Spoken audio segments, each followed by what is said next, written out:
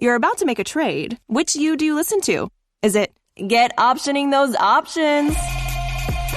Or let's do a little research. Learn more at finra.org/trade-smart. Listen, you've got something really interesting coming out. The movie Killing Castro. They're screening it September 5th and 7th. I'm excited for this one. Very excited. The story, it was a part of history that I didn't know anything about. Castro came over here. He checked into this expensive Fifth Avenue hotel and stuff, but he wasn't comfortable being there. And there's even rumors that they say that he had chickens running up and down the hallway, and I don't know if that's true or not. So he wanted to go down to Harlem where the people were. The hotel was called the Hotel Teresa. The story of Killing Castro is about him going down there, and he was having meetings with people like Malcolm X and Martin Luther King, and it was at the same time there was a target on his back. The number of assassination attempts on his life are unimaginable. Frankie Faison, welcome to the show, man. It's a pleasure. Pleasure to be here. Thanks for having me. Oh, absolutely. Wouldn't turn this down for anything. I've like I said, when we were before we hit record, I've been watching you in movies, all the way back to you and your landlord days on Coming to America, just chilling in that hot tub, baby. All right. It goes back. It does. Yeah.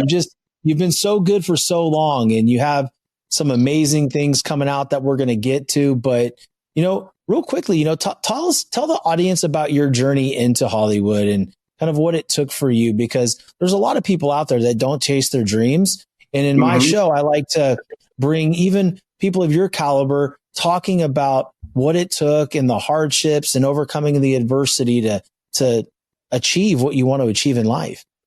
Okay. Well, it all began back in Newport News, Virginia, when I was a little church-going kid, and I was drawn to the church plays, to Christmas pageants and all that kind of stuff.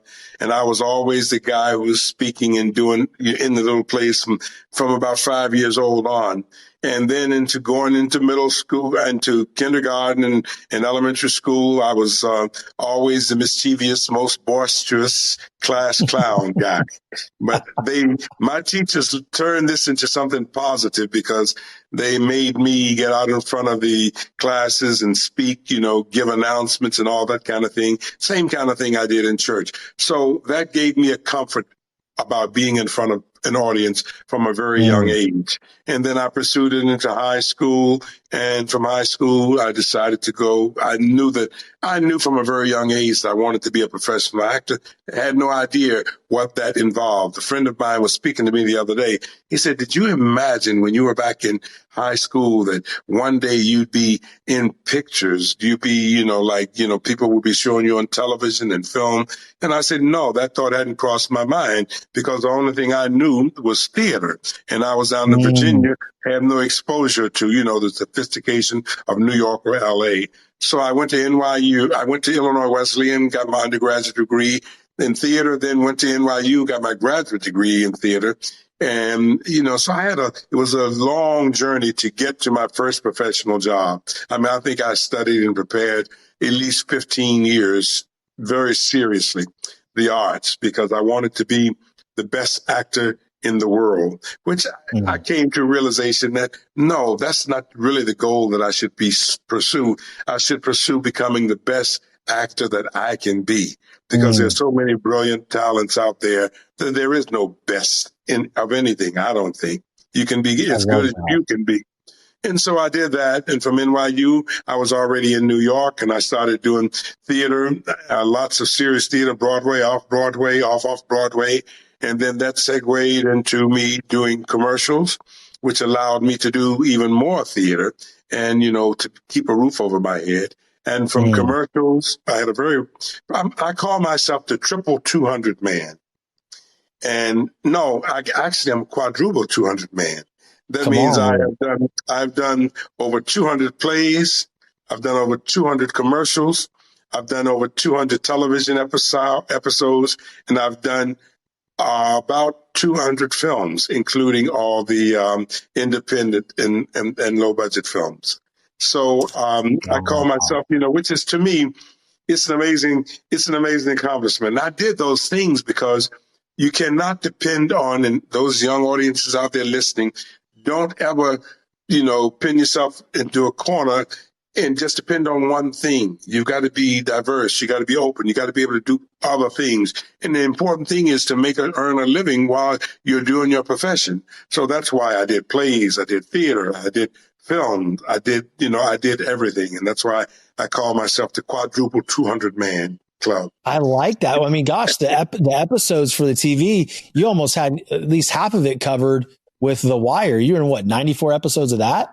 Yeah, that, and then Banshee, and then there was a early series called True Colors, probably back in the 70s, which was an amazing series. It was about the interracial couple raising their family, and a comedy with Nancy Walker. You may not remember her. She was a bounty lady. You're too young to, but she was a very, very, she's iconic in her own way. And so that, and plus I've done, soap operas. I've done sitcoms. I've done dramas. I do it all, man. I love to work. I'm a working actor. Give me some work and I'll go to it. Hear that. You mentioned something. Sorry, go ahead. Sorry, Frankie. I didn't mean to interrupt. I was going to say that was my journey. And the journey, and in between the journey, it was, raising a family, 3 kids, 3 daughters. And it was tough sometimes. Sometimes it was very tough, but I stayed the course. For me, and and I don't recommend this for everybody. For me, I said I will either make it or just bust with a career as an actor. I would never do anything else. I wouldn't drive a cab. I wouldn't do a waitress. I wouldn't do a second job. I say my job is this, and I need to be prepared for that. But I can't advise that to everyone to do now, especially with the cost of things, apartments and clothing and food and all that. You got to earn a living. So the important thing is to be content doing something that you're happy doing while you pursue what you really want to do, but never losing sight of what it is, your main focus. So, I agree with that. I mean, it's, I did this while I also worked a corporate position in sales for a lot of years until I could do this solely. And while I was over there making a living and providing benefits and paychecks for the family, I never lost sight of this. I knew what I wanted this to be, but I just kept showing up in every avenue as much as I possibly could and refining the skills consistently.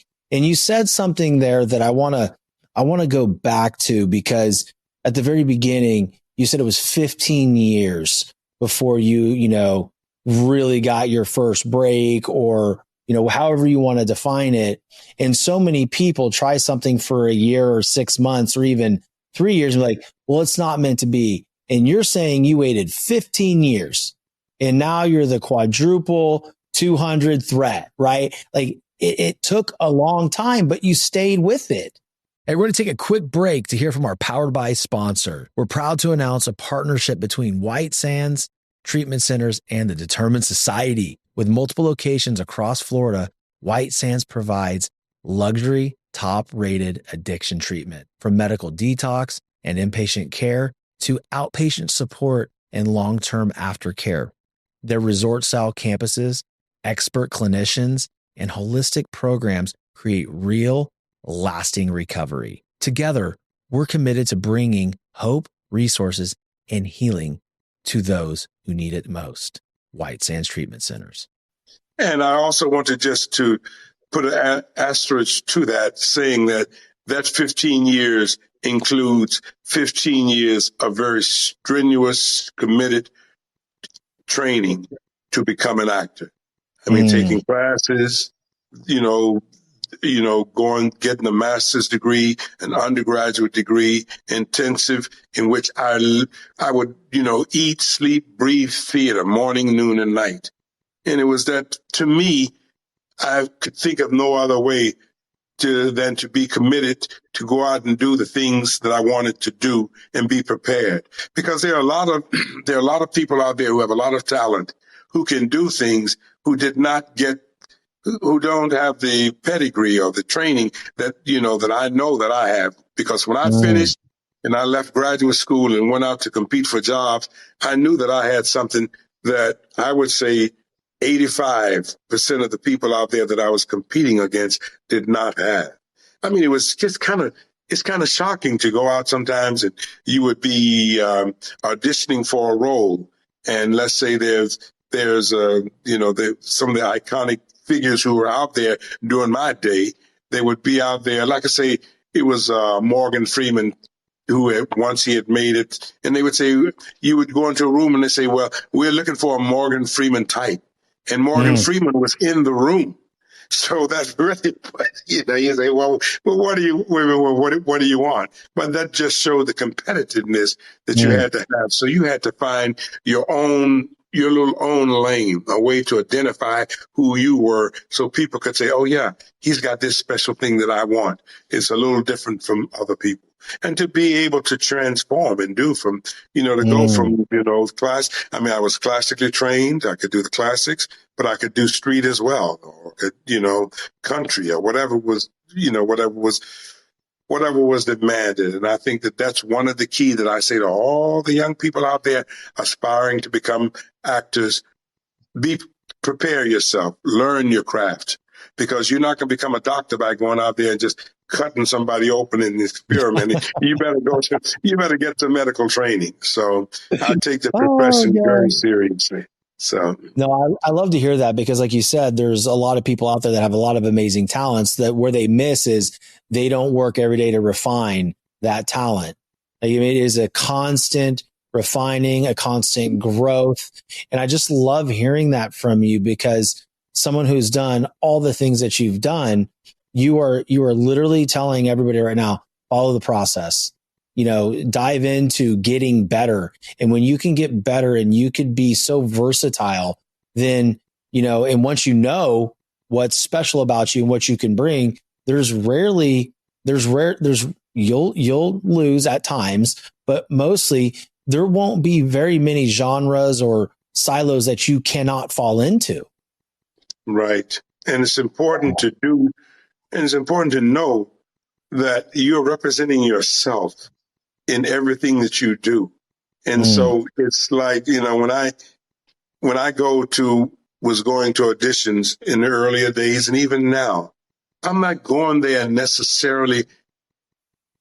I'm going to get the job, but if I don't get the job, I want to just make sure that the person on the other side of that table who's auditioning me or interviewing me will understand that this guy has unlimited potential. He could do a lot of things. We may not be able to use him for this one thing, but maybe somewhere he may become down the road. He may, he could be used for his talent. And to give a classic example of that is one of the major pieces that I did of the film called Coming to America.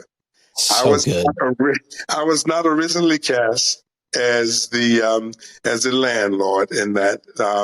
There was another actor, a good friend of mine, who was cast, and he unfortunately had another commitment and couldn't do it. They had remembered my audition that I had done, and they had to, find a replacement for him, and they came back at me and offered me that role, and the rest is history, because that's become a real important stepping stone for me in my career. So you don't always just go for the job, you go for the representation of your talent, who you are and what you potentially can do. And maybe they may circle back to you and come back at you again later in life. That's happened to me on many occasions in my life. So that's a good point. I mean, and that film was iconic. It still is, right? It's a film that it transcends generations. I can't show it to my kids yet, right? Because they're too little. But you can bet the moment I can. So I have a 6-year-old, a 9-year-old, and an 11-year-old. Well, an 11-year-old can jump in there, maybe. Yeah, he might could, man. We might have to do that this week. It ain't a father-son bond until you show them Coming to America. Right. There you are. I love it, man. You've got something really interesting coming out. The movie Killing Castro, going to TIFF, the Toronto Film Festival. Actually, they're screening it September 5th and 7th. Walk us through that. It's an amazing concept of a movie about the 1960s where Malcolm X had invited Fidel Castro to New York City, and there's this big plot to assassinate him on U.S. soil. And yeah. I'm excited for this one. Very excited. I am too. I mean, it's like we shot it and then it just sort of disappeared and then it just jumped up and, I guess you know how it is when you do an independent film. But the story, it was a part of history that I didn't know anything about. I didn't know when either. Castro came over here, he checked into this expensive, like Fifth Avenue hotel and stuff, but he wasn't comfortable being there. And there's even rumors that they say that he had chickens running up and down the hallway, and I don't know if that's true or not. But, anyway, he left and he had to go someplace else. So he wanted to go down to Harlem where the people were. And so he went to this hotel down in Harlem, which still exists. It's still there. You can go by, and it was a hotel that was on the down outs. It was coming, it was really, it needed something to diffuse it, to pump some juice into it. Mm-hmm. And so when he came, he wanted to stay there. And so the story of Killing Castro is about him going down there, and he was having meetings with people like Malcolm X and Martin Luther King, and it was at the same time there was a target on his back. Wow. They say that the number of assassination attempts on his life are unimaginable. And this film, Killing Castro, tells that story, revealing about what it was like. And it also reveals a bit of Harlem, the history of this hotel where he stayed. And I happen to be in the film, I play the owner of the hotel. And my daughter is the one who, said, look, we got to run with this thing with this guy coming here, use it to our advantage to rebuild the hotel. And it was like, it's a classic, interesting piece. And it's a piece of history that a lot of people are not familiar with. I was not familiar with it. And I lived in New York for, I don't know, countless amount of times. The hotel was called the Hotel Teresa. Mm-hmm. And if you're reading any history of it, you can see what it's about. It's turned into an apartment building now, but it was it was a great role to play, and I'm really excited. I haven't seen the film yet myself. Are you going to TIFF or are you not going? I can't because I'm supposed to be starting another project, and that will not allow me to go. But I certainly, I certainly would want to be there. They told me that I should come, but I can't. I don't know how I can arrange it in my schedule. But it's exciting. You can't be in two places at one time, right? It's physically impossible. You cannot be in two places at one time. So I got to do that.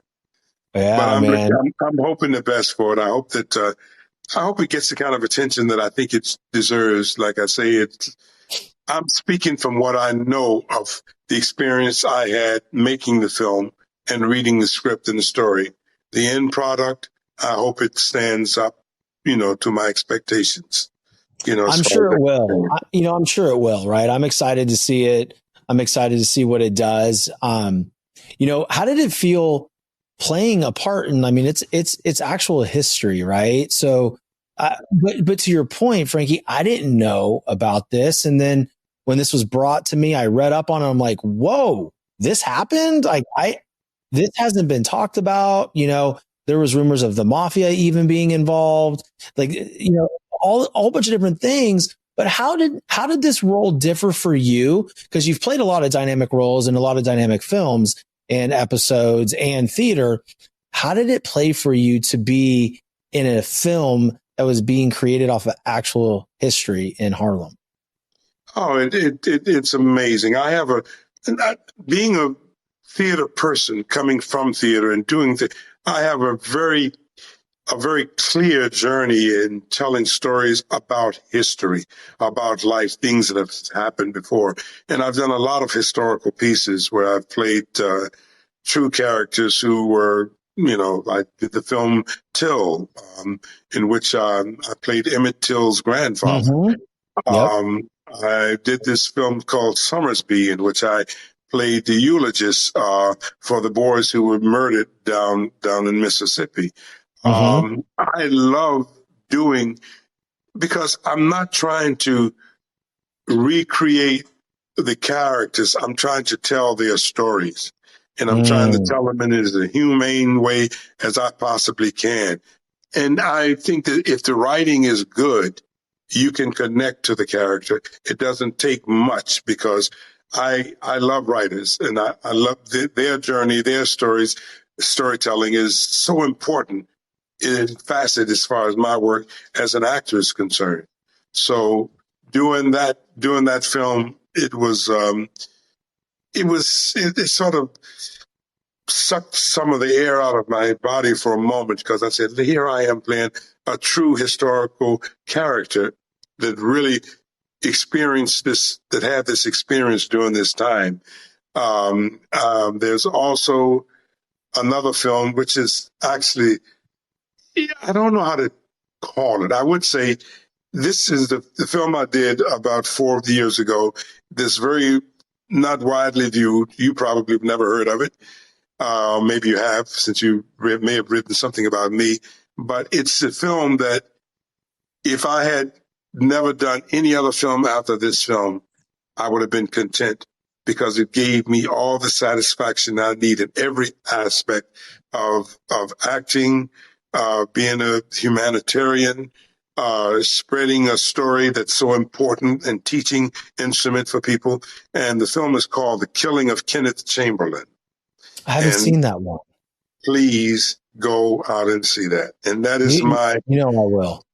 That is the one film that it's a compilation of all the things that I've done in my life, in my work, and in my life. It's come out in this character.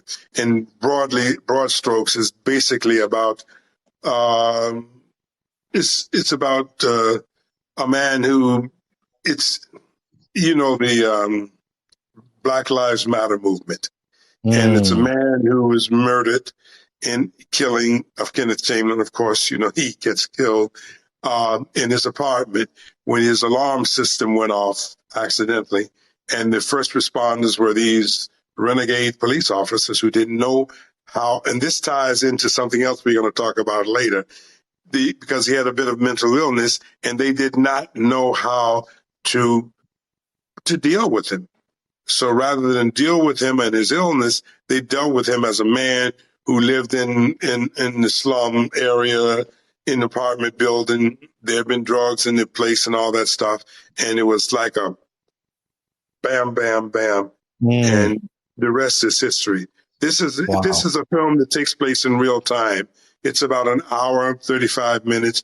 And every moment of it, you sort of hold your breath and you say, how can this be happening? How can that happen? So that's the same kind of, to me, I love doing that kind of work. It's so important. I love doing comedies and things like that to entertain too, but being a theater person, I'm absolutely coming from theater. And I'll tell you this story as well. It's like when I first did Coming to America, I was just coming off of doing the Broadway play Fences with the late, great, iconic figure James Earl Jones and Mary Alice, a wonderful actress. And when I got this role to do this, and I did this film, everybody's coming up to me and saying, "Oh, you're so funny. Are you a comedian?" I said, "No, I'm a classically trained, serious actor." I sort of scoffed at the fact that people were looking at me as, but I learned over the years to embrace that moment, because that film has given so much to so many people over the years. So you can't knock any job, or you just go in there and you do your work and do the best that you can. And you hope, and that's why I sort of I think that I have a record of being dependable. And doing these kind of characters that people can really smile when they see them, and they can say that, he's going to be bringing something to the table. So that's. Well, you look, man, you mentioned kind of, in this film, holding your breath every second, and you also mentioned working with writers, and they're so skilled of telling stories. I go back to a film that you recently did, Beyond the Rush, with Robert Sayer as the director and writer. Brilliant film.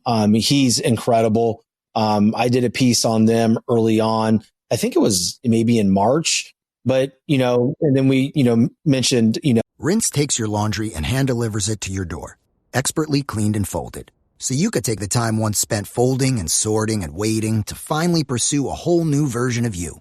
Like Tea Time You. Or this Tea Time You. Or even this Tea Time You. Said you hear about Dave? Or even Tea Time You. So update on Dave. It's up to you. We'll take the laundry. Rinse. It's time to be great. Mental health. That film, because I watched it, it was incredible. I mean, from opening scene to the end, I'm like, almost the opening scene, I was like, I don't know if I can watch anymore. Like, because it was that earth shattering. It was like, dude, I have kids. Right. And so, but I, continue to watch, and just the whole genius of that movie, in my humble opinion, is that, we live in this world. And if you were to walk up to me and I'm sitting on the park bench, just like Bill's character was, right? Bill Barrett's character was walking by and someone sitting on the bench is like, hey, looks like you're doing great. All the while, Bill's struggling in his life.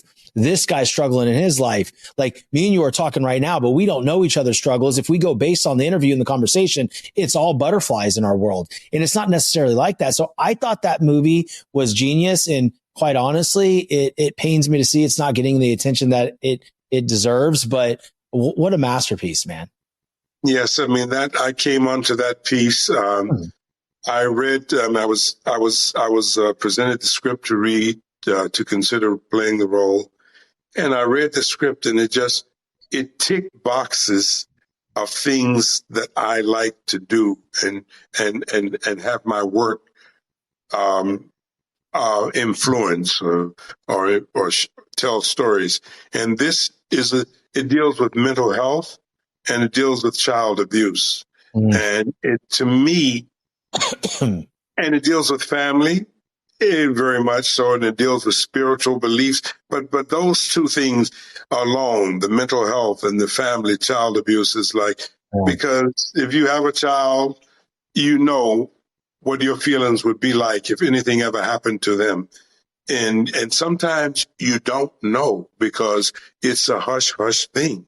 A lot of times it's pushed under the rug, it's pushed to the background, and you don't know what's going on, or something can happen to your child and you may not even know for years and years and years. But this story is so powerful. And one of the things that recently, because I think when about talking to you about this in this interview, one of the things that struck me about this film is that it deals with mental health and it deals with child abuse. How connected are the two? And how forgiving or unforgiving should we be when that connection is brought to the forefront? Because of the sins of someone else caused one of the characters in this film to make other people victims the same way he was. And so... When did making plans get this complicated? It's time to streamline with WhatsApp, the secure messaging app that brings the whole group together. Use polls to settle dinner plans. Send event invites and pin messages so no one forgets Mom's 60th. And never miss a meme or milestone. All protected with end-to-end encryption. It's time for WhatsApp. Message privately with everyone. Learn more at whatsapp.com. Those things, they are so closely woven together. And Rob is like, he put his life on the line. This is his life story. And it is so courageous when you want to tell a story, and because anything you write as a writer, it's got to come from something. Usually it has something to do with something about who you are. But he told his story in a way, and he committed to it.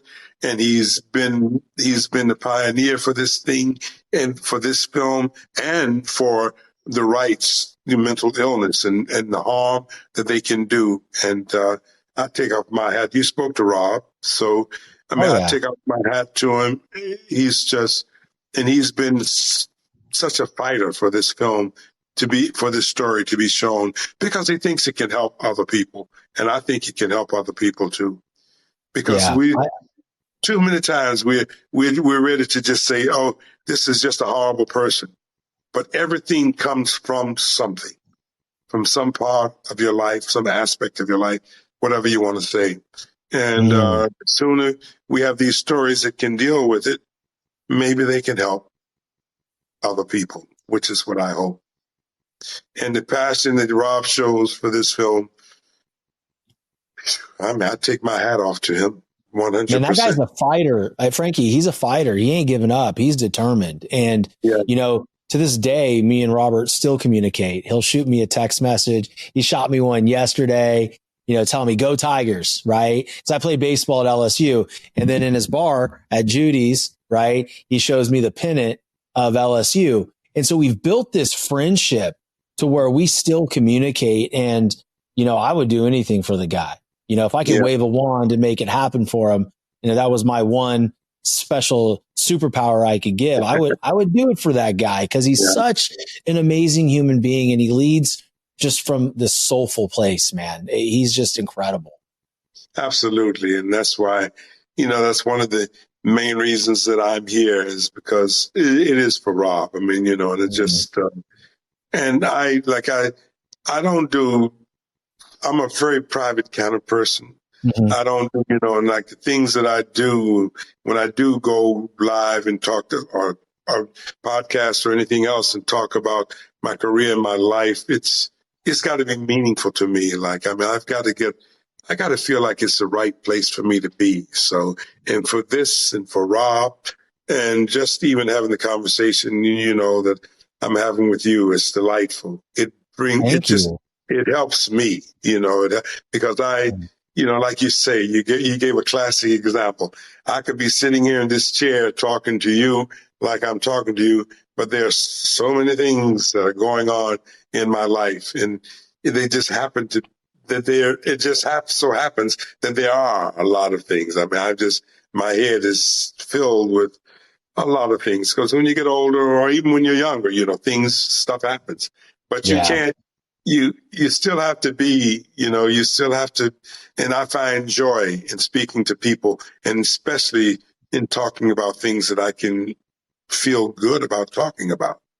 And it's that kind of conversation. So I thank you for that. No, I'm not really speechless a lot, Frankie. So that I receive that and I appreciate that because a lot like you, I won't do things that I can't wrap around some type of meaning. We just don't do interviews for the sake of doing interviews. They have to mean something. It has to make sense and the mission and the message have to make sense and it has to be impactful. So I'm grateful because I always see things, right? I can look and I can, maybe count on one finger how many podcasts you've been on. You don't go on them very often, right? Or if at all. So it's a huge honor. And, I'm grateful for the fact that, hey, you know what? You looked at this opportunity and you're like, this is a show that I want to do. And we're having this amazing conversation. And, to be frank, I literally, no pun intended, but I literally run my show a lot differently than most podcasts. Okay. It's conversation. Yeah. Yeah. Well, you got a great, you have a great sense of humor. You have a great sense of honesty about you. And you make the audience, you make the person you're interviewing feel comfortable and want to talk. We're having this good conversation. I'm enjoying it. Well, me too. I think it's the shirts we're wearing. So. We're both wearing these classic shirts. I'm sorry. I didn't mean to not compliment you on your shirt because your shirt is really just as right up there with mine. It's spectacular. It's it's spectacular. It's got a bunch of the GOATs. It has Muhammad Ali. It has Wayne Gretzky. Yeah. Oh, okay. It's a GOAT in golf team, man. We got a GOAT right here. And, there's Tom Brady on here.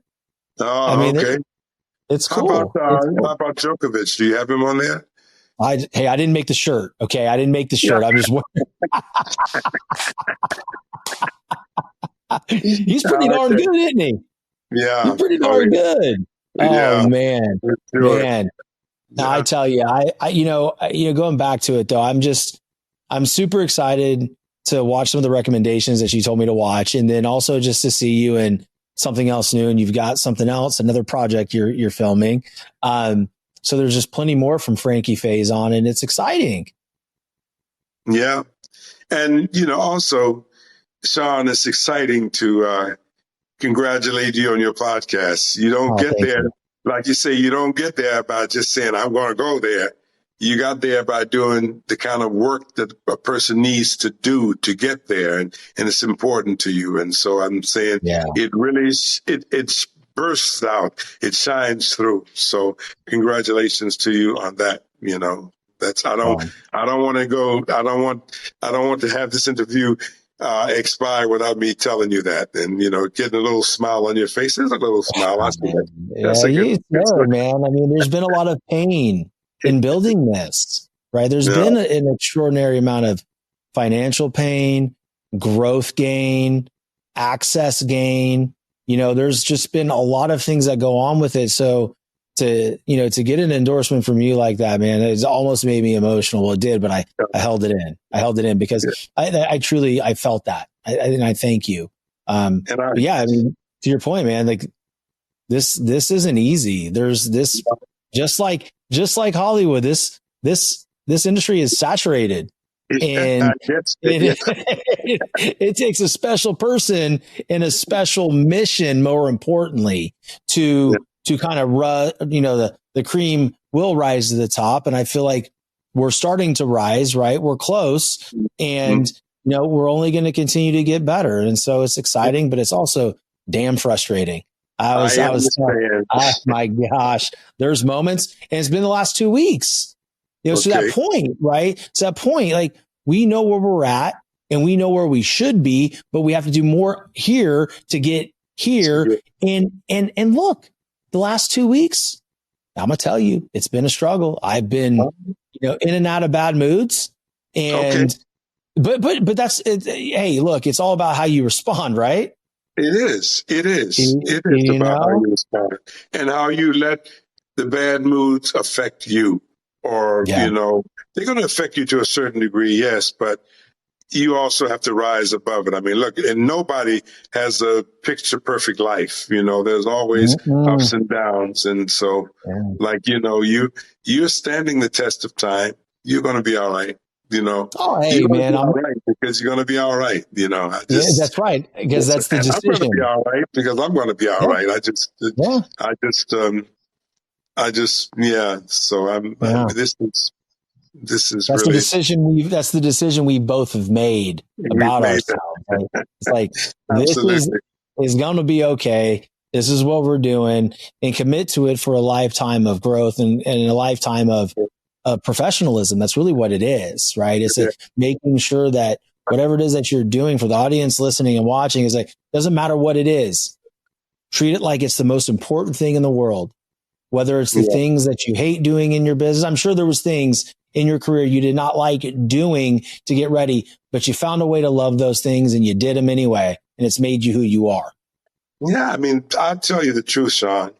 In my whole life and career, I can count on 3 fingers or less the things that I did not, that I did not want. I did the things I wanted to do, and I found peace with it.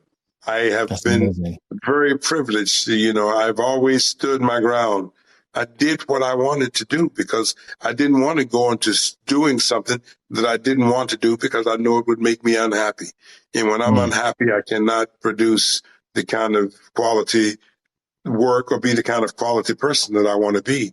So I thank my lucky stars for the blessings that I've had, because I just have always enjoyed just about everything that I've done. If you told me to pick out my worst experience, I'd be so hard pressed to do it. I couldn't. There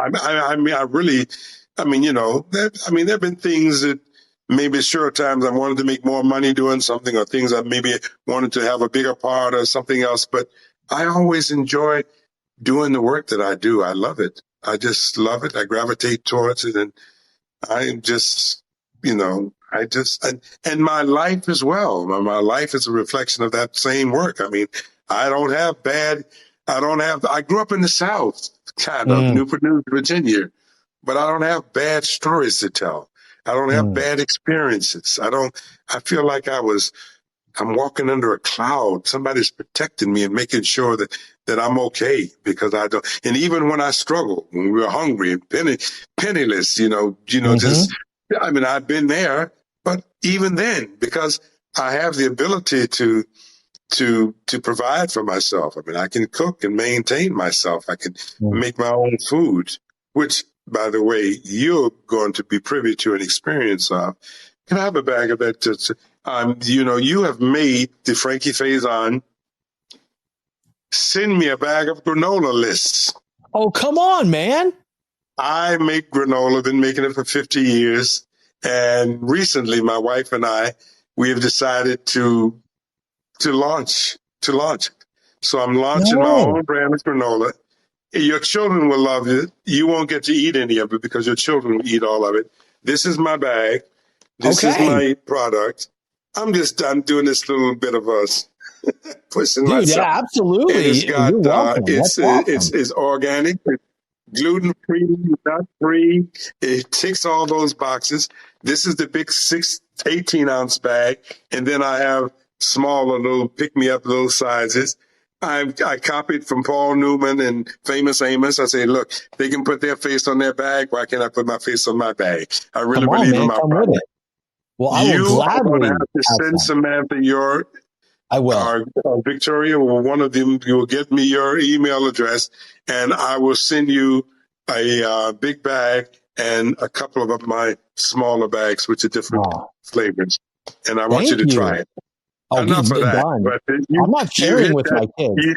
I'm not sharing with my kids. I'm going to keep it in my truck. You're going to have to, because I tell you, once they taste it, you're out of luck. Yeah, I know. That's what I'm saying.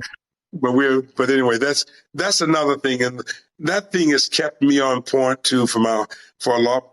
When I'm down and out, I'll go and I'll bake granola and give it away to people, and I feel so much better.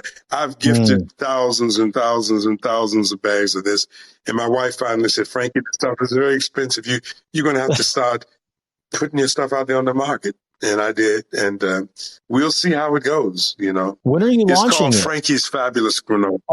Look at it, Fabulous Frankie's. When are you launching it? What's the date? Well, we don't have a launch date yet, but I hope that when I do launch it, maybe I could come back and we can do a little reprieve, a little quick little. I'll come on your show and say, hey, and let you know how things are going. Sam, whenever you want, buddy, whenever you want. Samantha will hook you up. We're going to get your information. Thank you, man. When I say I'm going to send something, you can just consider it received, because you will receive it. When it comes to what your family eats and drinks, you know your choices matter. You're the expert, because you know what fits your life. And getting it right starts with good information. That's why America's beverage companies are sharing more information about our ingredients at goodtoknowfacts.org. No spin, no judgments, just the facts straight from the experts for more than 140 beverage ingredients. Visit goodtoknowfacts.org.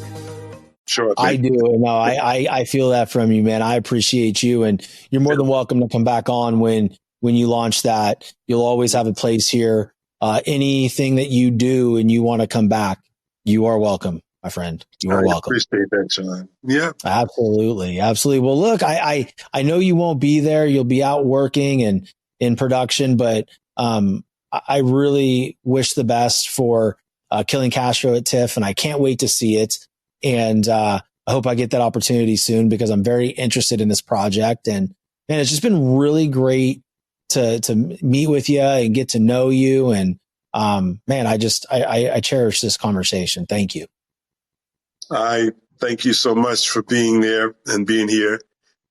Don't forget to watch The Killing of Kenneth Chamberlain, though. That's like I say, that's my. You write that down?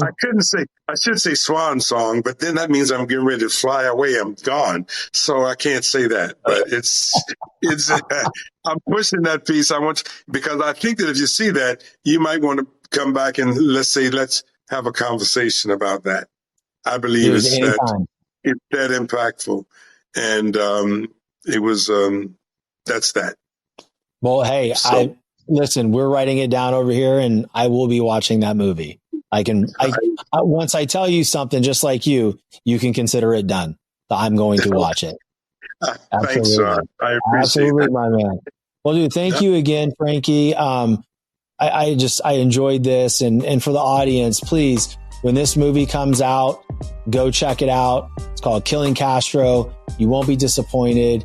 If you ever get the opportunity to watch Beyond the Rush and the other movies that he mentioned in this recording, please, guys, go watch it. Support this man. He's amazing. And go all the way back to Coming to America and some of the other things that he's done too, because he's had an amazing career and continues to add on to it. So share this episode with someone you know, love, and trust that would get something out of it. And until next time, stay determined.